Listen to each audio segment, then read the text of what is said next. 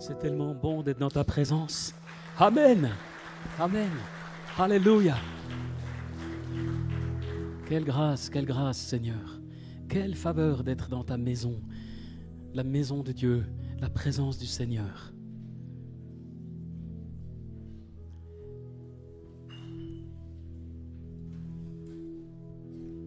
Continuons de prier juste un instant. Priez simplement, comme ça vous vient. On aime être dans la présence de Dieu, n'est-ce pas?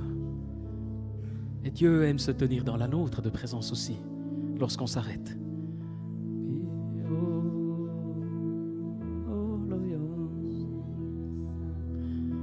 Oh, laissons le Saint-Esprit venir comme la colombe sur nous maintenant, dans sa douceur, sa guérison. Guéris des cœurs maintenant, l'onction, cette guérison intérieure. Laisse la douceur de Dieu venir.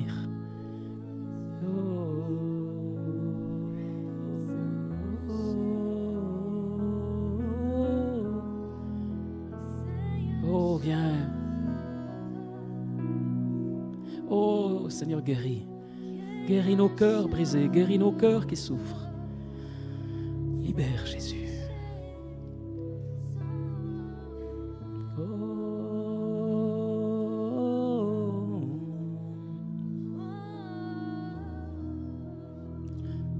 Amen. Vous savez, on doit apprendre à marcher avec le Saint-Esprit. C'est le thème d'ailleurs. C'est le thème depuis dimanche dernier. Le Saint-Esprit qui agit, le Saint-Esprit qui veut nous emmener plus loin. Alors certains d'entre vous sont très très bien enseignés, très bien formés, ont tout compris de la Trinité ou presque. Et puis pour d'autres, peut-être que c'est encore bien nouveau. Et le message ce matin, j'aimerais nous encourager dans cette communion, bien sûr, avec le Papa, le Père, le Fils, Jésus-Christ et le Saint-Esprit, mais en particulier avec l'Esprit de Dieu, le Saint-Esprit. Amen. Et on aura un ou deux témoignages aussi de choses que le Seigneur fait. Et dimanche dernier, c'était très intéressant. On avait Martin Bullman qui nous a parlé aussi de cette dimension du Saint-Esprit. Il est parti de toute la dimension relationnelle entre nous, au sein d'une Église, en nous précisant, en nous disant, et c'est tellement biblique, que si on veut vivre la dimension du Saint-Esprit, ça n'est pas possible sans des relations intenses et d'unité et d'amour et de pardon. Amen. Et en réalité, j'ai souvent été intrigué sur cette question parce que j'ai vu des jeunes serviteurs ou servantes de Dieu qui étaient loin puissamment du Saint-Esprit, ou des jeunes chrétiens tout simplement, qui vivent une onction incroyable et il y a la faveur de Dieu, mais on a l'impression qu'il n'y a pas trop l'amour ni l'unité, beaucoup d'indépendance. Mais j'ai quand même constaté une chose, c'est qu'avec les années qui passent, ceux sur qui est l'approbation divine, ceux à travers qui la puissance de Dieu se manifeste de différentes manières, d'ailleurs, il n'y a pas qu'une manière, bien au contraire, il y a cet amour profond, il y a cet amour véritable. Et ceux qui ont un don de guérison ont de l'amour. Peut-être qu'au début, ils exercent un don de guérison par la foi. Des choses se passent, mais avec les années qui passent, ce don de guérison, il est manifesté dans un amour de compassion pour ceux qui souffrent. Ce n'est pas possible autrement. Et c'est pour ça que j'ai aimé le message de Martin qui allait dans ce sens, parce que je sentais vraiment dans mon cœur que c'est juste. Dimanche prochain, on a un autre orateur qui sera là, c'est Markus Bettler. C'est aussi un Suisse-allemand, un tout vrai,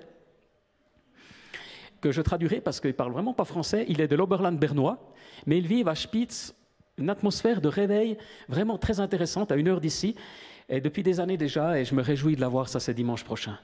Mais pour l'heure, on va simplement encore mieux essayer de comprendre ce que le Saint-Esprit fait parmi nous. Et en fait, le Saint-Esprit, l'Esprit de Dieu, et vous le savez, s'est manifesté déjà évidemment dans l'Ancienne Alliance, dans l'Ancien Testament, mais en particulier par ce qu'on appelait des théophanies, des manifestations de la présence de Dieu, des révélations divines incroyables ou une onction messianique sur David, le roi David par exemple, mais aussi sur Salomon et sur d'autres, et sur certains prophètes. Par la suite, dans le Nouveau Testament, le Saint-Esprit se manifeste à travers Jésus-Christ et ses apôtres dans les évangiles, mais en particulier Jésus. Et les prophéties d'Ésaïe se réalisent à travers lui. Dans Luc 4, il est dit « Le Seigneur m'a oint d'une onction pour guérir les malades, pour purifier les lépreux, et ainsi de suite, ressusciter les morts. » Et il y a une onction incroyable à travers Jésus. Mais à partir de la Pentecôte, comme vous le savez, qu'on va célébrer dans quelques semaines, encore un résidu de la chrétienté 2000 ans plus tard. Plus personne ne sait ce que c'est la Pentecôte, à part les bouchons du Gothard. Mais en réalité, la Pentecôte, évidemment, c'est une fête juive lors de laquelle le Saint-Esprit est descendu de façon spectaculaire, puissante, comme des flammes de feu qui descendaient sur les 120 qui étaient réunis et l'onction de Dieu s'est répandue. Mais à partir de ce moment-là, on entre dans l'ère du Saint-Esprit. On pourrait traduire les actes des apôtres par les actes de Jésus par son Saint-Esprit, les actes de Jésus par son Esprit. En réalité, les actes des apôtres sont véritablement une histoire de l'action du Saint-Esprit puissante et qui nous encourage. Et j'aimerais prendre un texte que je vais lire quelques versets dans Acte 16, où on a Luc qui déclare « Empêchés par le Saint-Esprit d'annoncer la parole en Asie, ils traversèrent, il s'agit de Paul et Silas, la Phrygie et la Galatie. » On peut déjà préparer le PowerPoint. Après, arrivés près de la Mysie, ils se préparèrent à entrer en Bithynie. Là, on n'a plus le GPS, on s'est tous perdus avec la Phrygie, la Galatie, la Mysie et la Bithynie. Mais on va tout à fait comprendre. Mais l'Esprit de Jésus ne le leur permit pas. Alors ils traversèrent la Mysie et descendirent à Troas. Pendant la nuit, Paul eut une vision. Un Macédonien lui apparut et le supplia, passe en Macédoine, secours-nous.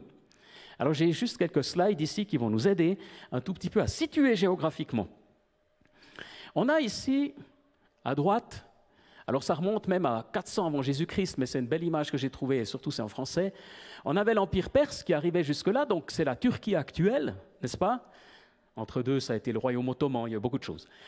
Et puis, vous avez la Macédoine, en orange, et puis en haut, au milieu, Philippe. Alors, ce n'est pas un prénom, c'est le nom d'une ville. Maintenant, l'image suivante, ça peut être aussi un prénom, donc voilà, Philippe. Et puis la suite, on a ici une représentation de ce fameux voyage de Paul qu'on vient de lire. Donc, vous voyez, c'est assez compliqué, mais on va regarder de plus près. Image suivante. Vous voyez, ici, alors là, c'est intéressant parce que c'est ce qu'on vient de lire. Ils sont ici, ils s'orientent pour aller direction Asie. Alors, c'est l'Asie mineure, c'est une petite région qui s'appelait l'Asie, ce n'est pas l'Asie d'aujourd'hui. Le terme était, voilà, circonscrit dans cette région-là. Le Saint-Esprit s'oppose à l'entrée des apôtres. Clac! Alors, ils repartent dans l'autre sens. C'est évident. Et puis après, image suivante, ils montent au nord. Hop, de nouveau, l'Esprit de Jésus s'oppose à l'entrée des apôtres en Bithynie. Ben mince! Et là, Paul, de nuit, a une vision ou un songe. Je ne sais pas si c'était un vrai Macédonien, je ne sais pas comment ça s'est passé, mais en tout cas, puis ce Macédonien, je ne sais pas une Macédoine ce que c'est un dessert. Une Macédoine de fruits. Moi, quand je pense à Macédoine, ça me fait penser au repas de midi. Mais ce n'est pas ça. C'est plutôt l'inverse. Donc, oui, la Macédoine, voilà. La Macédoine, en réalité, c'est le nord de la Grèce, jusqu'à aujourd'hui. Et donc, il a cette vision. Et on va s'arrêter là. Parce qu'en fait, après, il va partir à Philippe en haut à gauche. Ça, on a compris. Maintenant, je vais essayer d'expliciter ce qui s'est produit. On a Paul, Silas et d'autres, et Barnabas par moment, qui ont un projet, c'est de revisiter les églises qui avaient été fondées précédemment lors d'un précédent voyage. Et Paul dit à Barnabas, on va retourner visiter ces églises. Je suis frappé de voir la sagesse, l'intelligence, le discernement, les compétences de Paul l'apôtre. Vous savez, Paul, c'est probablement le disciple de Jésus-Christ qui aura marqué le plus l'histoire de l'humanité jusqu'à aujourd'hui. Peut-être par la suite, il y aura, je ne sais pas, Régis, David, qui marqueront l'humanité autant que Paul ou plus, amen. Mais pour l'instant, c'est Paul. C'est le plus connu. Qu'on le veuille ou non, peut-être Pierre, peut-être Saint-Augustin, peut-être Martin Luther pour certains, je ne sais pas, Billy Graham, et ainsi de suite, vos prédicateurs préférés d'aujourd'hui. Mais à l'époque, c'est Paul, mais même jusqu'à aujourd'hui, il a marqué. Pourquoi? Parce qu'il a beaucoup écrit. Il a utilisé le temps d'emprisonnement pour écrire et écrire. Il était d'une intelligence juste exceptionnelle. Un théologien, peut-être le meilleur de tous les temps, certainement. Et pourtant, c'est un homme du Saint-Esprit. Vous m'avez suivi? L'un n'est pas opposé à l'autre. C'est un homme du Saint-Esprit. Alors, ils ont une stratégie qui est juste. C'est logique de revisiter ces églises et c'est ce qu'ils vont faire. Mais à un moment donné, on ne sait pas comment. Certains diront une porte s'est fermée. Mais enfin, Luc, qui écrit, interprète, voilà, le Saint-Esprit les empêche d'aller là. Donc, hop, ils font demi-tour et ils partent dans l'autre sens. Ils se disent, bon, ben, vu que la porte s'est fermée, le Saint-Esprit a dit non, on va dans l'autre côté. On ne va pas au sud, on va au nord. Mais là aussi, le Saint-Esprit ferme la porte. Et là, ils doivent se dire, tiens, qu'est-ce qui se passe? Et ils ont une vision, enfin, il a une vision, comme j'ai dit. Ils voient ce Macédonien. Et en réalité, à ce moment-là, ils se disent le lendemain, ah ben, probablement que Dieu nous parle. C'est ça que c'est dit dans le texte. On a compris que Dieu nous parle. Alors, ils prennent une embarcation, un navire et tout, le texte le décrit, et puis ils vont arriver à Philippe, qui est d'une certaine façon la capitale de la Macédoine. Or, c'est là qu'ils vont se rendre, ils vont passer quelques jours, puis ils vont se dire, tiens, c'est le sabbat, on va aller au bord d'une rivière, on a appris que là, des Juifs se réunissent pour prier. Donc, ils utilisent leur intelligence, ils se disent, tiens, ben, maintenant on est là, c'est bien. Et là, il y a une femme dénommée Lydie, qui est une marchande de pourpre. C'était un colorant extrêmement cher, qui venait de Thyatire, et Thyatire, c'était une ville tout proche qui avait cette réputation de ce commerce-là. Et cette femme est une craignant Dieu, ce n'est pas une juive, mais c'est une femme qui craint Dieu unique. Ça existait, elle pouvait participer, mais c'était des personnes qui n'étaient pas juives et qui pouvaient s'associer aux juifs. Ça existait à cette époque-là. Et elle entend l'Évangile, et elle va accueillir les apôtres dans sa maison, elle va se faire baptiser, elle va se convertir. C'est la première femme, c'est la première européenne qui se convertit, connue. C'est donc la première fois que l'Évangile est annoncé en Europe, à travers cette femme, mais à travers Paul et Silas qui ont entendu Dieu. Alors, si ils avaient continué selon leur projet, peut-être que tout aurait été différemment. On n'aurait pas eu le privilège en Europe d'entendre l'Évangile. En tout cas, pas à ce moment-là. Et ça me montre une chose, c'est qu'il y a, comment dire, une participation avec le Saint-Esprit dans nos vies. Et je vois certains chrétiens, et j'ai été ainsi aussi, et se dire, moi je veux que le Saint-Esprit. Je veux que tout vienne du Saint-Esprit. Puis d'autres chrétiens, entre guillemets, moins spirituels ou moins réfléchissent beaucoup et puis se méfient de tout ce qui est manifestation émotionnelle. Alors vous pouvez vous reconnaître un peu dans ces deux images. Toutefois, moi ce qui me frappe, c'est que la pensée de Dieu, c'est une collaboration avec notre intelligence que Dieu ne renie pas. Dieu nous a donné une intelligence, il nous a donné des émotions, il nous a donné des qualités incroyables.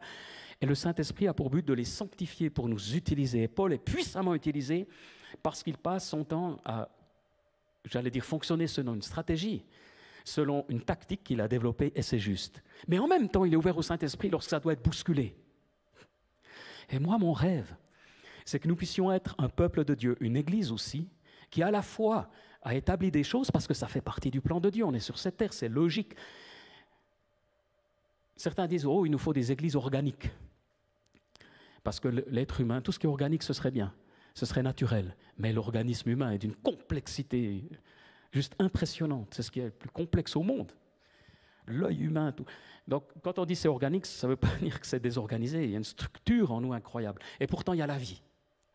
Et nous voulons être un peuple de Dieu, une église qui marche dans la vie du Saint-Esprit, qui se laisse surprendre.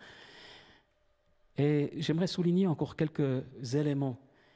D'abord, le Saint-Esprit nous met à part. Peut-être un premier point, un point important. Si vous vivez en vous conformant à votre nature propre, vous allez mourir. Mais si par l'Esprit vous faites mourir les manières d'agir du corps, vous vivrez. C'est par le Saint-Esprit qu'on obtient des victoires. C'est par le Saint-Esprit qu'on fait mourir des mauvais penchants en nous. Et puis le Saint-Esprit révèle, marchez par l'Esprit et vous n'accomplirez pas les désirs de votre nature propre. En effet, la nature humaine a des désirs contraires à ceux de l'Esprit et l'Esprit a des désirs contraires à ceux de la nature humaine. Et le terme désir, c'est epithumia en grec, et c'est un mot qui désigne pas uniquement des choses que nous pensons ou souhaitons, comme une impulsion, une pulsion, mais des choses que nous ressentons au niveau plus profond de nous-mêmes. Ce n'est pas simplement quelque chose d'intellectuel ou de cérébral, mais epithumia désigne quelque chose de très profond. Autrement dit, le Saint-Esprit veut déposer en nous quelque chose de très profond, de très fort, et qui vient en conformité avec ce qu'il vit. Ce matin, on a vécu un temps de louange magnifique dans la présence de Dieu. Amen. Et l'équipe était guidée, Rachel, merci, vraiment dans la présence de Dieu, Sabrine aussi. Et puis peut-être quelqu'un d'autre dira, bon, mais ouais, c'était cool, c'était bien, c'est des bons musiciens, des bons chanteurs, une bonne atmosphère. Et c'est vrai aussi. Qui peut dire qu'à partir de quel moment c'est le Saint-Esprit ou c'est humain? Et ça, c'est les yeux du cœur qui le perçoivent, qui le ressentent. Et il y a une atmosphère que le Saint-Esprit crée parmi nous, que le Saint-Esprit crée dans le peuple de Dieu, que le Saint-Esprit crée dans les églises. Et on dira, il y a de la liberté ici, j'aime cette église. Mais en réalité, ce que nous aimons, c'est la présence de Dieu. Et moi, j'aime la présence de Dieu. J'aime la présence de Dieu. J'aime sa présence dans ma vie. Le matin, quand je me lève, avec des amis, lorsqu'on prie, dans un petit groupe, mais le dimanche aussi ou à d'autres moments, j'aime cette présence de Dieu. Et nous devons apprendre à être sensibles à la présence de Dieu. Et si tu aimes venir ici, c'est sans doute que tu aimes la présence de Dieu. Évidemment aussi les contacts, les relations, l'enseignement, la louange.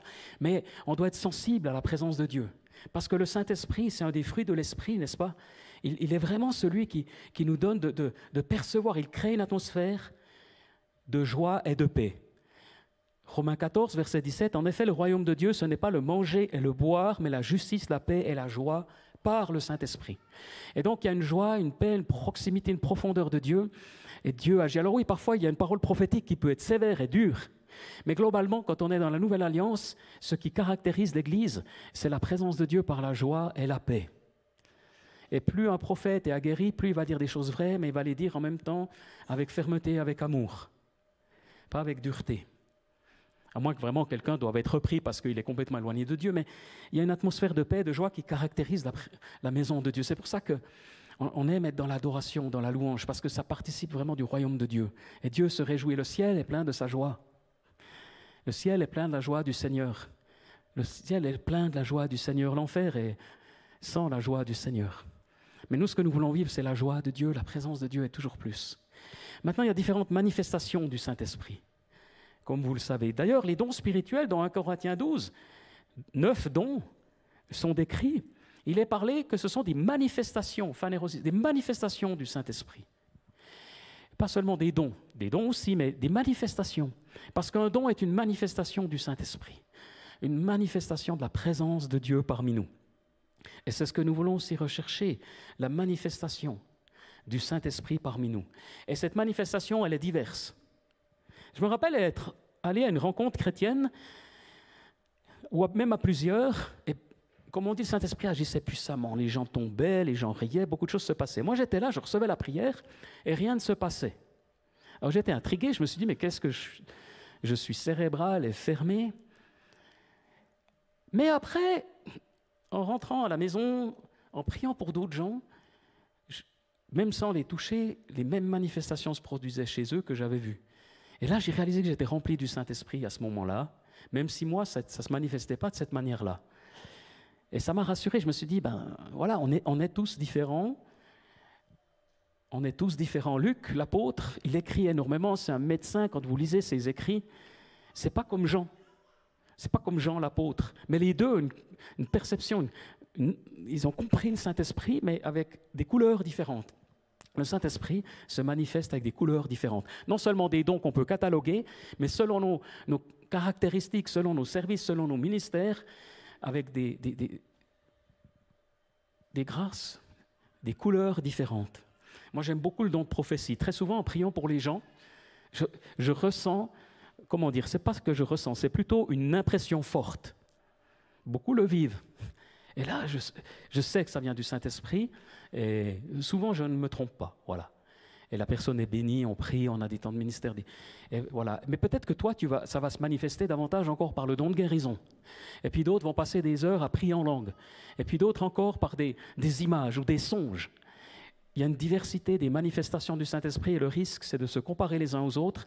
Plus grave encore, c'est de croire que le Saint-Esprit n'agit pas à travers toi alors que précisément il le fait, mais simplement parce que tu te compares, ben quelque part, tu passes à côté. Moi, je n'ai plus envie de passer à côté. J'ai envie d'entrer dans les choses que le Saint-Esprit fait. Et on est tous, encore une fois, différents. J'étais peut-être quelques petits exemples, mais j'avais une séance au Locle et à un moment donné, on a eu un temps de prière, tout ça, puis je sens dans mon esprit qu'au retour, il y aura un autostoppeur. Et au retour, effectivement, en sortant de la ville du Loc, il y a un autostoppeur ou une autostoppeuse, je ne sais plus, et je prends cette personne qui allait à la gare de Chaux-de-Fonds, je l'ai conduite, mais sur le trajet, je me suis dit, bon, ben, je profite, et j'ai pu lui parler du Seigneur, et la rejoindre, cette personne, là où elle était, dans son vécu. Ça durait 10 minutes, mais j'étais comme préparé. Peut-être sinon, je me serais dit, bon, voilà, je ne m'arrête pas. Mais parce que le Saint-Esprit m'avait préparé. Souvent, on vit des choses comme ça, simples. Et le Saint-Esprit nous prépare, et vient un tout petit peu bousculer ce qu'on a prévu. Et il faut être disponible pour le Seigneur, disponible pour le Saint-Esprit. Amen. On avait eu un service Pâques, on a eu plusieurs services Pâques ici, puis par la suite on a eu d'autres manifestations, mais c'était intéressant parce que quand on allait servir dans la ville, il y avait des temps de prière aussi, on écoutait le Saint-Esprit. Un jeune, à un moment donné, il voit une image, et dans cette image, c'était le samedi de Pâques, probablement le vendredi, et il voit quelque chose d'étonnant, il voit un nain de jardin, un grand nain de jardin, grand, un nain. Et en fait, il arrive dans la rue, enfin, ils sont dans les rues, et voilà qu'il y avait un gars qui faisait son enterrement de garçon déguisé en nain de jardin. Alors il s'est approché de lui, il lui a parlé de l'évangile, de la bonne nouvelle. Je ne sais plus s'il a pu prier pour lui, comment l'histoire s'est déroulée, mais Dieu, quand on est à son écoute, peut nous donner des impressions, des pensées, des choses surprenantes. Peut-être j'avais raconté ça, mais quand j'étais à New York, il y a quelques 3 ou 4 ans, peut-être 5 ans maintenant, quand même, ça passe vite le temps, c'est terrible. Et j'étais dans cette ville un peu perdue, perdu émotionnellement, parce que c'est pas tout petit, comme chez moi. C'est un peu grand. Et là, au milieu de ces foules quelqu'un s'approche de moi, me parle en anglais, en américain, et se renseignait, voulait un renseignement que je n'ai pas pu lui donner, n'étant pas... Et puis, le lendemain, c'était 3 jours que j'étais là-bas, une autre personne vient vers moi, américaine aussi, pour se renseigner. Je sais, quand même, bien sûr, je ne peux pas lui répondre, je ne sais pas non plus. Et puis, le jour suivant, une troisième, à un autre moment, dans un autre lieu, un autre endroit. Et après, j'étais avec des amis chrétiens, puis j'ai raconté ça, puis ils me disent, mais demande quand même au Seigneur ce qu'il est en train de te dire à travers cet épisode. Et ça s'est répété 4 fois. Et le Seigneur m'a parlé après, sur les mois qui ont suivi. Je me suis dit, mais c'est... Alors bien sûr, ça peut être complètement du hasard. Alors d'abord, je me suis dit, bah tiens, je suis quand même... Apparemment, j'ai un look universel. Déjà, ça m'a fait du bien. Je me suis dit, bah tiens, je peux être à New York et me sentir à l'aise. Je me sentais d'ailleurs bien à l'aise à Times Square parce qu'il y avait un grand shop Swatch. Donc, j'ai réalisé une chose, c'est que quand on est en Suisse, on est au centre du monde. Parce que partout ailleurs, dans ces grandes villes, Shanghai, Londres, il y a partout la Suisse un petit peu. Donc sentez-vous à l'aise partout dans le monde. Déjà, oublions notre complexe d'infériorité si on en a un. Mais j'ai compris d'autres choses aussi. Pourquoi ces gens, comme si j'avais un rôle de conseiller, comme si... Après voilà, ça c'est personnel. Des petites choses que le Seigneur travaille dans ma vie. Mais Dieu peut nous parler par des circonstances. Amen. Quand ça vous arrive 4 fois à New York en 3 jours, quand on vous demande votre chemin, vous dites OK, il y a quelque chose. Et ça m'est arrivé aussi dans d'autres pays, tiens. Alors, le Seigneur nous guide, nous conduit. Vous auriez aussi, vous, des exemples peut-être à partager. Je ne sais pas si Véronique, tu as envie de dire un mot. J'ai trouvé touchant aussi comment simplement le Seigneur a parlé à...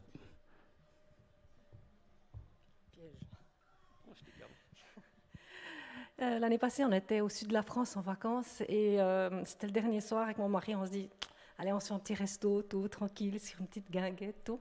Il y avait beaucoup de petits restaurants. Et en arrivant au restaurant, il y avait une femme, 2 femmes, un homme, la septantaine. Puis ils étaient en train de critiquer, mais à haute voix, comme je vous parle maintenant. Toutes les personnes qui passaient, moi compris, mon mari y compris, on a eu droit à la douche de critiques. On rentre dans le restaurant, la serveuse nous asseye tout près d'eux, juste à côté. J'ai dit, Seigneur, franchement, c'est notre dernier soir. Je n'ai pas envie d'entendre des critiques durant toute la soirée. J'étais déjà mal disposée selon mon cœur. Et bon, la soirée se passe et tout d'un coup, j'ai ressenti dans mon cœur, comme tu disais, exactement une intuition, une impression, la présence de Dieu forte.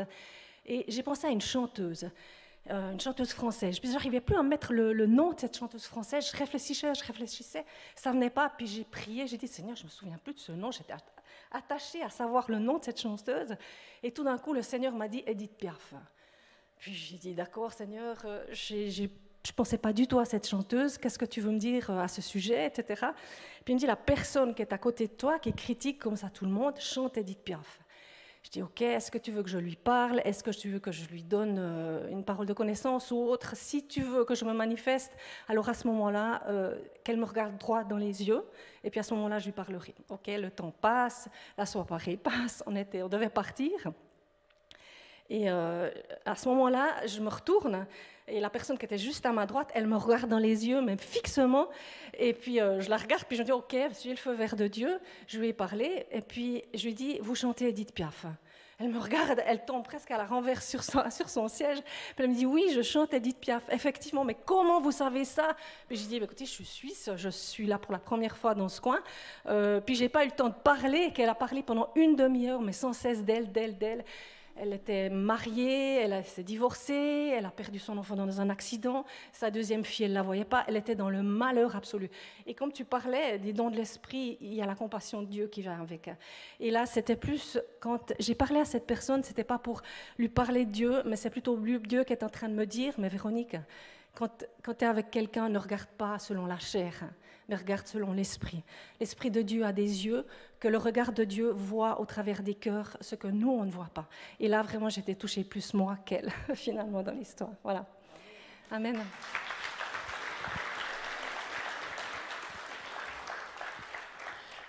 Peut-être un autre témoignage. On a une équipe qui va dans la rue de Place Purie avec un stand, une quinzaine de personnes. Et puis récemment, samedi de Pâques, vous étiez dans la rue et puis je trouvais aussi encourageant. C'est un petit peu différent. Ah oui, bonjour. Je me réjouis de partager ce témoignage parce que vous savez déjà, il y a Alexandre et Tatiana qui est là. Bonjour. Là, il vient de l'Ukraine et justement, on est en train de faire la journée d'évangélisation. Et là, on était dans les stands et tout. Et on a vécu un moment de louange très, très beau avec la présence. Il y avait Georges, il y avait Patrick qui était là. Et on était simplement là, en train de vivre la journée. Et là, dimanche passé, ils sont venus à l'apéro Welcome. Et avec l'aide de Julia, j'ai pu connaître leur côté de l'histoire. Et là, c'était tellement beau parce qu'ils nous ont dit qu'ils sont passés par là, ils étaient en train de faire ces commissions, ces courses normales, c'était un samedi matin. Et là, ils sont passés où on était, ils ont senti la présence de Dieu. Et là, ils se sont dit, ah oui, il y a la présence ici et tout, mais ils devaient continuer, ils ont continué son chemin, ils ont avancé. Et après, il y avait le Saint-Esprit qui parlait tellement fort à leur cœur qu'ils disaient de retourner, de faire marche en arrière, de venir vers nous. Et là, c'était tellement fort qu'à la fin, ils ont laissé ce qu'ils étaient en train de faire. Ils sont venus et là, ils ont pris la guitare de Georges, ils ont commencé à louer. Ils avaient tellement besoin simplement de louer son Dieu, malgré les circonstances qu'il était en train de vivre. Et c'était un moment précieux. Et vraiment, comme Véronique disait, nous, on voyait les gens passer, on était rejetés par plusieurs, ça arrive. Mais le fait d'être là, d'être connecté à le Saint-Esprit, d'être en train de partager la bonne nouvelle, c'est toujours comme si on amène une petite partie du royaume sur cette terre. Il y a des choses qui se passent qu'on ne voit pas. Et le Seigneur est toujours à l'œuvre. Et vraiment, ça m'a vraiment touchée de voir parce que c'était un moment tellement beau qu'on a vécu. Et c'est simplement ça, rester dans l'unité de l'esprit, rester dans la joie et dans l'amour qui nous amène à la présence de Dieu et à sa gloire.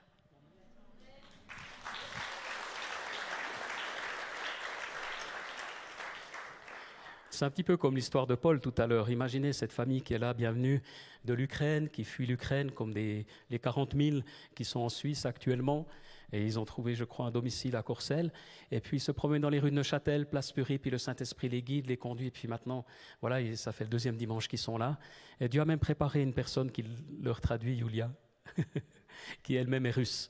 Et ça, c'est aussi le miracle du Seigneur que Dieu fait parmi nous. Amen. C'est le peuple de Dieu qui avance. Vous savez que j'ai appris une vingtaine de personnes actuellement, peut-être certaines sont là ce matin, qui désirent se faire baptiser dans les mois qui viennent, qui font le cours Vie Nouvelle et qui s'apprêtent à un moment donné cette année probablement à passer par les eaux du baptême. C'est pas incroyable?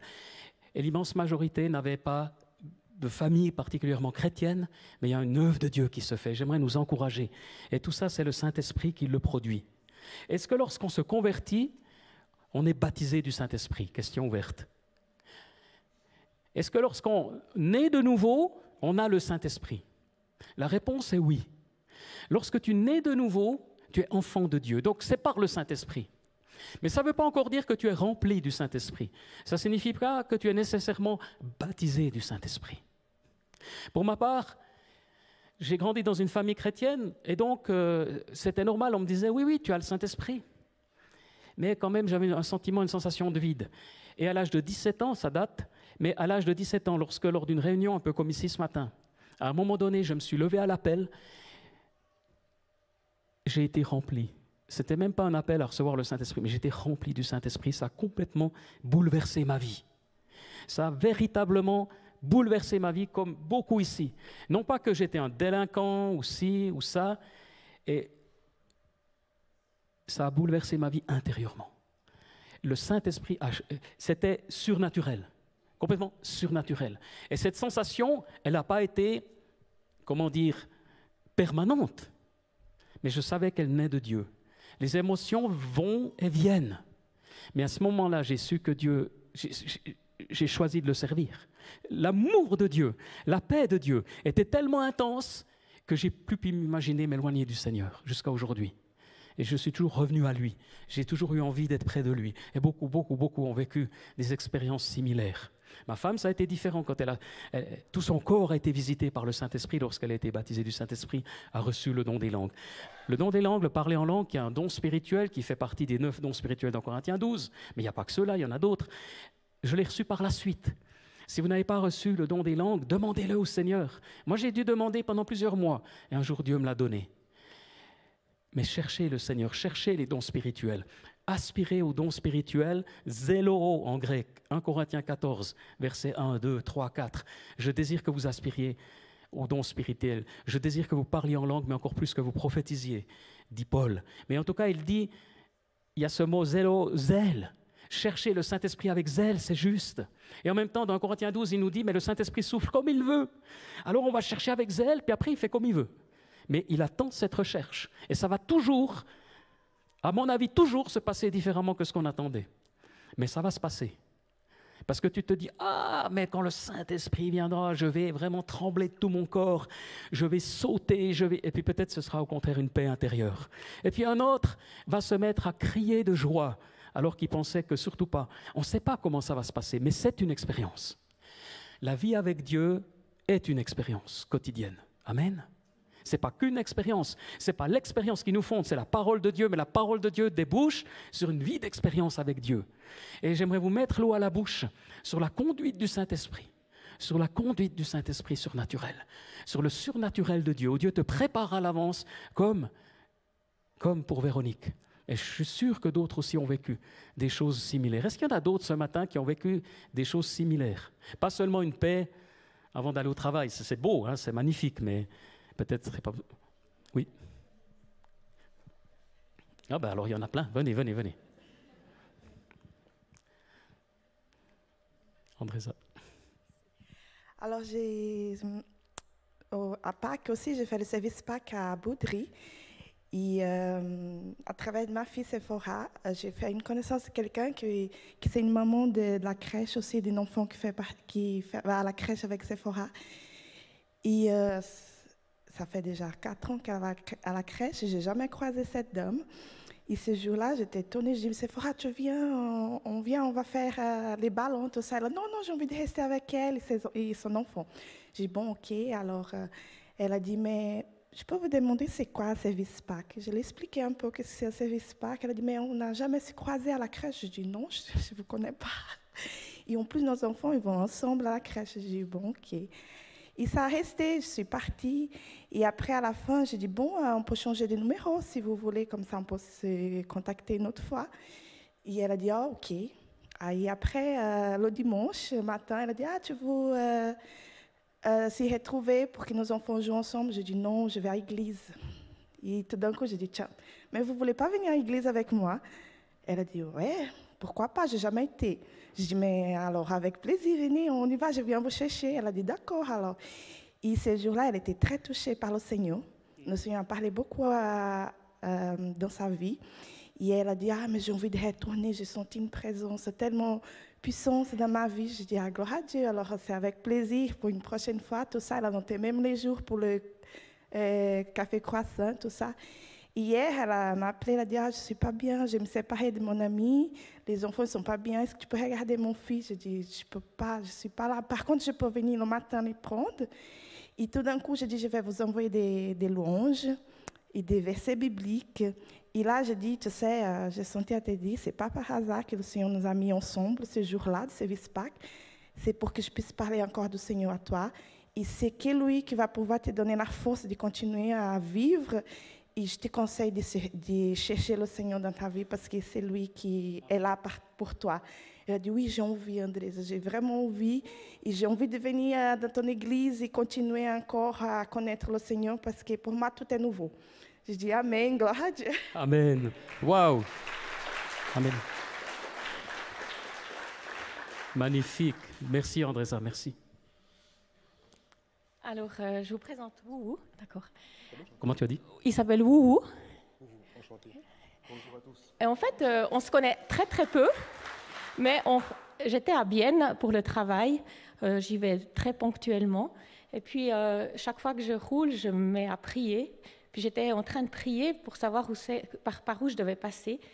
Et puis j'ai ressenti que je devais prendre un certain chemin. Puis à un moment donné, j'étais en train de prier pour vraiment savoir ce que le Seigneur voulait. Et puis, en même temps, j'ai ressenti que je devais prier pour que mon site soit traduit en lingala. Et j'étais en train de prier pour ça, et puis tout à coup, je vois Woowoo sur le côté, sur le trottoir. Et je me suis arrêtée parce que je ressentais qu'il fallait que je m'arrête. Je lui ai adressé la parole. Je lui ai demandé, j'ai fait sa connaissance. Je lui ai demandé s'il parlait lingala. Il m'a dit oui. Et puis voilà, je te laisse continuer. C'est-à-dire que moi, je me promenais, je venais de faire mes courses, et puis c'était un peu une période un peu difficile pour moi, et je me posais un peu des questions au niveau de ma vie, aussi spirituellement. Et puis c'est vrai que je marchais, j'ai un trajet que je prends habituellement. Et puis à ce moment-là, je ne sais pas, il y a une pensée qui me vient, je me dis, essaie peut-être de prendre plutôt ce chemin-là. Et puis vers ce chemin-là, il y avait Nicole qui était là, qui passait. Et puis elle m'a adressé la parole. On a commencé un peu à partager et tout ça. Et puis ça a été vraiment très beau parce que on a partagé un moment, on a prié. Et j'ai senti comme une sorte de paix, de consolation dans mon cœur. Et ça m'a beaucoup touché. Je me suis dit, mais malgré les problèmes, les difficultés, les doutes qu'on peut avoir, le Seigneur il nous connaît tellement bien qu'il m'a fait dévier de mon chemin, qu'il m'a fait rencontrer Nicole. Et j'ai senti un très gros apaisement, quoi. Et c'était vraiment magnifique, quoi. Amen. Redis-moi ton prénom. Woowoo, V-U-V-U. Woowoo. Ah, ouais. Alors Seigneur, on veut prier pour vous. Viens, Saint-Esprit, que tu puisses l'encourager, le bénir, et aussi dans ce projet de traduction, tout ce qui va pouvoir se passer, se vivre et se faire. Viens, Saint-Esprit. Amen. Amen. Ce que j'ai trouvé aussi touchant, c'est qu'après coup, il m'a dit qu'il avait ressenti qu'il devait s'enlever de son vélo. Donc, il poussait le vélo. Moi, je ne me serais jamais adressée à quelqu'un sur un vélo. Moi, j'étais en train de rouler. Mais là, il avait, lui, ressenti qu'il fallait se mettre à côté de son vélo. Et puis, par la suite, il m'a aussi dit, et je pense qu'il aurait pu le dire, c'est qu'il avait ressenti qu'il serait bientôt reconnecté avec sa langue.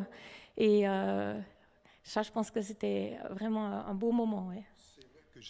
Disons que j'avais fait un rêve il y a maintenant une année. Et dans ce rêve, au fait, on me disait que dans très peu de temps, tu vas avoir comme une reconnexion avec tes racines, avec ta langue. Et il faudra que tu t'y prépares. Et je ne savais pas vraiment sous quelle forme. Et puis, quelques mois. Amen, amen. Magnifique.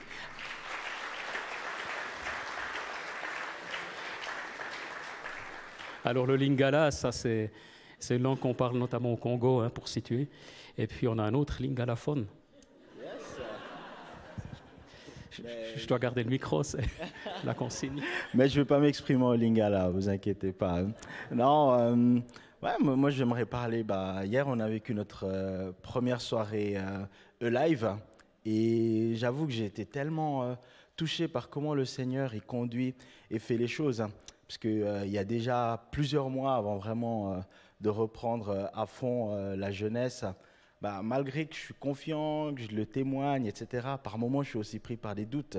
Et je me questionnais, mais est-ce que c'est vraiment ma place en tant que responsable jeunesse? Est-ce que j'ai toujours quelque chose à leur apporter? Tout. Puis je sentais Bertrand, il m'encourageait vraiment beaucoup dans cette direction, où il me disait, mais tu as quelque chose à apporter à ces jeunes et je sens que tu peux leur amener dans une dimension encore plus loin. Et un jour, je priais et j'ai eu vraiment cette vision forte accompagnée d'un verset. La vision, je voyais en fait une ville et comme une colline. Et dans cette ville, les gens vaquaient à leurs occupations normales. Et tout d'un coup, en haut de cette colline, il y a énormément de jeunes qui ont débarqué et qui venaient de tout horizon, de toute langue. Et même, c'est des jeunes que peut-être on n'a pas l'habitude de voir à l'église, avec des styles, quelque chose de différent. Mais en fait, ce qui était fort, c'est qu'ils étaient tous habités par l'Esprit de Dieu. Au-delà de leurs caractéristiques physiques qui choquent peut-être certains, ils étaient tous habités par l'Esprit de Dieu. Et puis, les personnes en bas de la ville, en fait, ils se sont tous arrêtés et se sont mis à regarder et à dire, voici les filles et les fils de Dieu qui sont là. Et la ville, en fait, elle était dans la joie vraiment de voir ces jeunes débarquer et c'était conduit par l'Esprit. Je me suis dit, mais est-ce que on va réussir à amener quelque chose de ce genre de Châtel? Et puis, qui suis-je pour amener ce mouvement-là? Et on a commencé à live et il y a vraiment ce verset fort qui venait, là où est l'Esprit de Dieu, là est la liberté.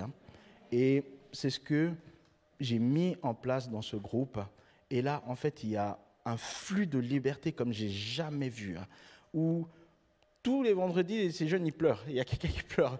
Parce qu'en en fait, il y a une telle liberté qui s'exprime sur leur sexualité, sur leur rapport aux autorités, au rapport aux parents. Et en fait, ils sont touchés, ils sont guéris. Il n'y a aucun esprit de rivalité entre eux. Il y a un amour et il y a une bienveillance qui découle, qui est juste extraordinaire. Et hier, en fait, c'était visible. C'était plus que visible à cette soirée. Il y a plus de 80 jeunes qui étaient là hier soir pour une première soirée. Et des jeunes qui ont été touchés, d'autres qui se sont reconnectés à l'église. Et en fait, je suis tellement encouragé de voir comment l'Esprit est en train de lever une nouvelle génération, des personnes qu'on ne s'attendait pas, qui sont en train de transformer et faire la différence dans cette ville. Amen. Merci, Harris.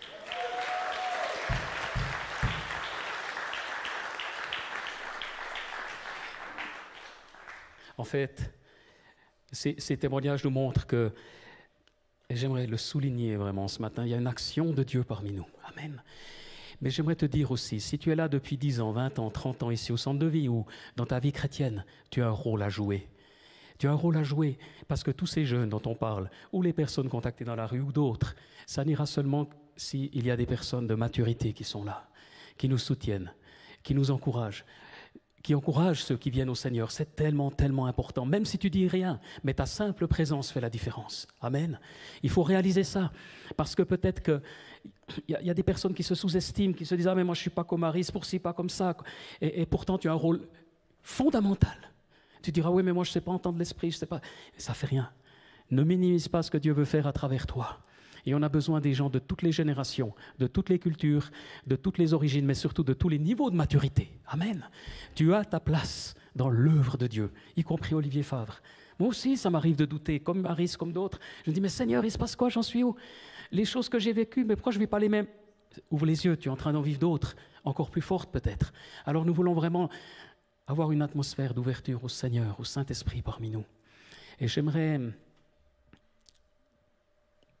vous inviter. Le temps a passé parce qu'il y avait tous ces beaux témoignages, mais je crois que c'est plus important ce matin de capter ce goût du Seigneur, ce goût du ciel. J'aimerais vous inviter à vous lever et on va passer encore un temps avec l'équipe de louange, avec Sabrine. Si des paroles prophétiques vous sont données, venez les partager devant. Il y a aussi Cyril qui est là. Venez simplement les soumettre. Alors si vous soumettez une parole prophétique, ne la racontez pas de A à Z. Dites juste un mot. Puis on sent, ah oui, c'est dans le flot de ce que Dieu est en train de donner. Et puis n'hésitez pas parce qu'on veut être encore à l'écoute de Dieu ce matin. Laissez aussi le Saint-Esprit vous toucher là où vous êtes à votre place. Et moi j'aurais à cœur, en préparant ce moment, je sentais de prier aussi pour ceux qui ont besoin d'un baptême du Saint-Esprit. Il y a longtemps qu'on n'a plus prié dans ce sens. Des personnes qui disent, moi j'aimerais être baptisé du Saint-Esprit, j'aimerais parler en langue. J'en ai pas eu l'occasion jusqu'ici. Alors j'aimerais vous inviter pendant ce chant qui va prendre, pendant la suite, de venir à l'avant. De venir à l'avant. Et on va vous bénir et laisser l'action de Dieu se faire. Vous comprenez? N'hésitez pas. Oui, bien. Il y a des gens qui ont soif. Trop bien. Si tu as envie d'être rempli du Saint-Esprit, baptisé du Saint-Esprit, ou peut-être que depuis des mois, tu te sens sec et tu as besoin, tu sens, tu t'es préparé, tu as besoin, viens aussi. Vraiment, ce matin, c'est le moment du Saint-Esprit. Alléluia. Amen, viens. On va juste laisser la musique un petit peu, on va tous